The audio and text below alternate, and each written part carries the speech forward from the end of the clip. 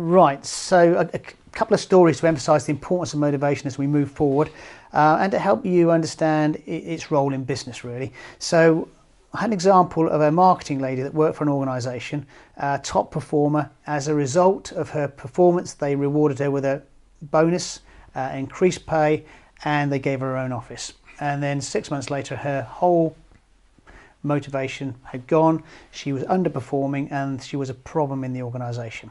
When we mapped her, when we looked at a motivational map, her friend was a top profile. So what the organisation had done inadvertently by rewarding her was taken away her top motivation.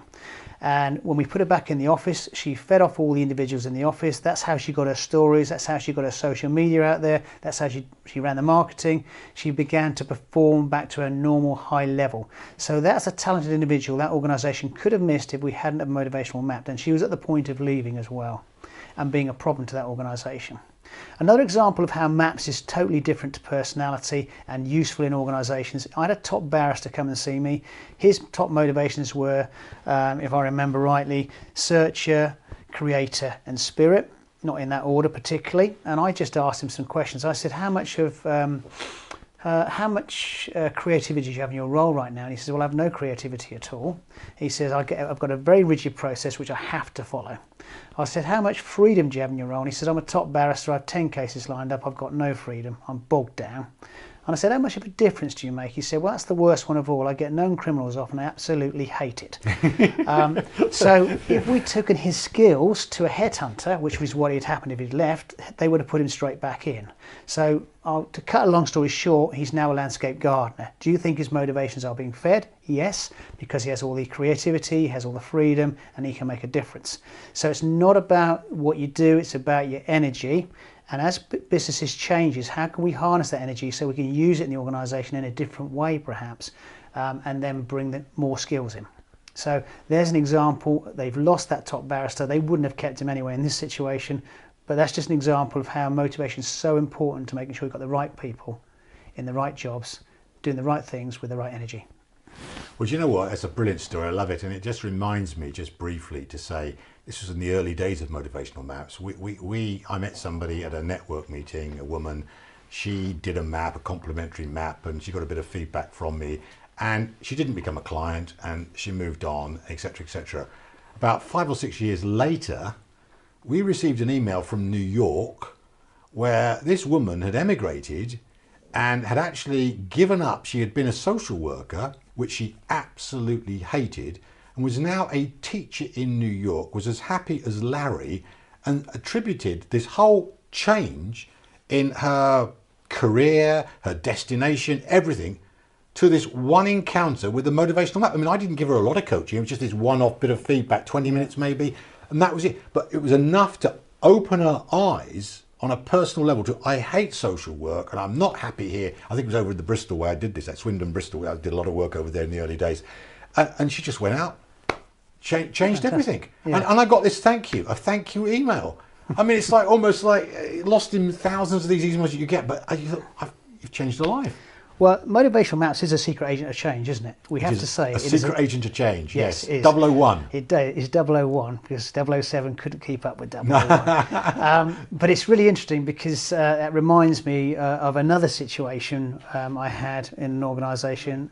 So I had to go over just before COVID kicked in, November last year, so we had Brexit looming and all this kind of stuff. And I did a group of business owners and I got them to do what you did earlier, James, which is guess each other's motivations. And they were pretty good at guessing each other's motivations, except for this one individual. They could not guess what he'd written down. And when he revealed what he'd written down, they couldn't understand why he'd written it. And here's what happened was they thought he was a creator, a spirit, a searcher, real entrepreneurial profile, fast-paced, and he normally would have been. But he said, that's not me at all. Now I'm defender. And they said, well, why are you defender? That's just totally against your character. He said, well, I'll tell you why. He said, I've just got divorced. I'm going through a very difficult divorce. It's causing me a lot of pain. It's impacting my business, and I can't even buy a house because Brexit. I can't work out when to buy a house. He said, I'm in a real flux right now around my motivation, and it definitely is about security and predictability for the future for me. So that's how quickly motivation changes, and none of them in that room, and they knew him well, had guessed it. Now, had he been working for an organisation, that would have been a problem. So it just goes to show we don't know unless we do the test what's really going on with individuals, and unless we do the diagnostic, how do we really know what's going on? You're absolutely right. I mean, I could go on with another story. You just reminded me of a story now, but I think we've got enough stories. Yeah. But I think it is this instantaneous change, and something in your personal life, for example, a divorce, or it reminded me of a divorcee that I suddenly was one minute she was actually married, then she went away to Cyprus for 2 weeks, came back, and she was about to be divorced. Her husband had left her, and suddenly the whole motivational profile changed. Yeah. And it can happen instantaneously, but then it affects work, as you say. You go back to work, and suddenly you're not the same person. You can be a real problem. But it's happening in business right now. I mean, pre-COVID, you might be a builder, making lots of money as a company, very focused on making lots of money. And all of a sudden, let's take the entertainment business. All of a sudden, it's gone. Now you're Defender as a business.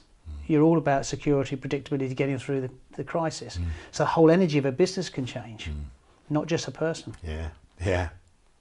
It's amazing, it is amazing what you discover. Well, of course, this is all part of the strategic narrative. We Yeah. deal with this in our book, Mapping Motivation for Engagement. But the whole point about a strategic narrative is so that we have a story that we tell our employees and the public about where we're going and where the journey is. But of course, if the motivations don't support that and shift, we can have a serious block and obstacle to progress.